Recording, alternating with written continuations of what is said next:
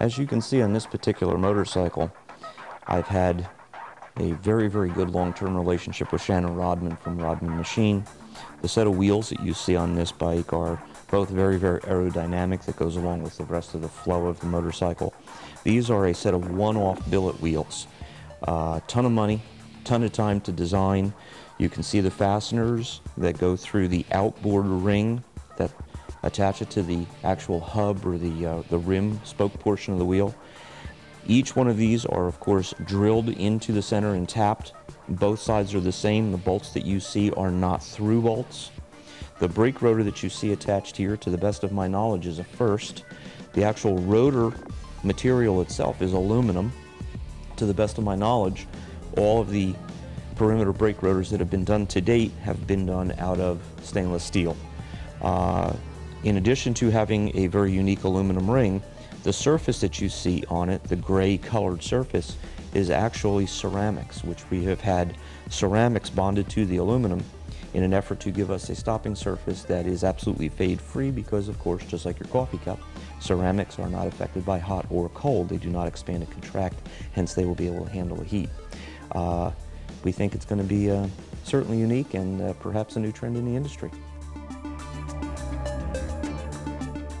Well, we've had to kind of go backward to go forward on good old Agnes here.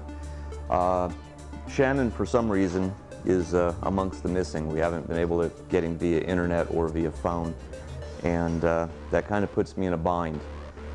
We had a problem with the new axle clamps that were sent to us that featured that absolutely gorgeous axle and the absolutely gorgeous little trim ring on the end. The problem is the axle doesn't work. The axle's too long. We also, after the fact, found out that this axle is slightly under 1 inch in diameter. As a result, the 1 inch axle won't fit through these bearings. Without knowing where we're going here because of a lack of contact and communication with Shannon, we're going back to the old axle and the old axle clamps. The new problem is that the axle that was made for this, and again, we're talking one-off stuff and things happen. This is a prototype front end. This prototype front end is going to be turned into a production piece. Well, the production piece is slightly wider in its spread. That having been said, you can see that our axle is too long. It kind of sticks out a great deal. So we now have to make a new axle. Sounds simple, but again, time consuming when we don't have time.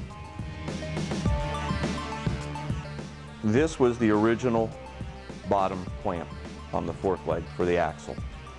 As you can see, the new one is a much cooler looking part, as well as it has a much better looking trim ring, which mimics the appearance of the axle from the other side. Very cool looking part. Well, we found that we had a problem. If you look down on the inside of it, you can see that it's missing the dowel holes. The dowel holes are important because it helps to keep the bottom bracket in place and located on the bottom of the fork. In addition, it helps to keep the two axle holes in line with one another. Well, while it's not a huge problem, it was a problem. And we had to come up with a creative way to locate these holes to duplicate them into the new brackets. Thanks to Jim Miller, that was figured out. We used the digital readout on the milling machine, figured it out, poked them. As you can see, those are in place. This is the new front hub that we've been waiting on. Pretty dirty. We've been looking for a wheel hub because, as you can see, we have eliminated the brake rotor from bolting onto this surface. As a result, had you put this on here with the perimeter brake rotor, it would have been kind of ugly.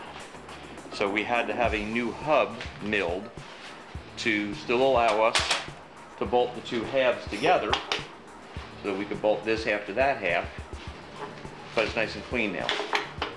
So that's taken care of. We will send this out and have this finish done on this part when we're done. Of course, have the bearing transferred over, etc.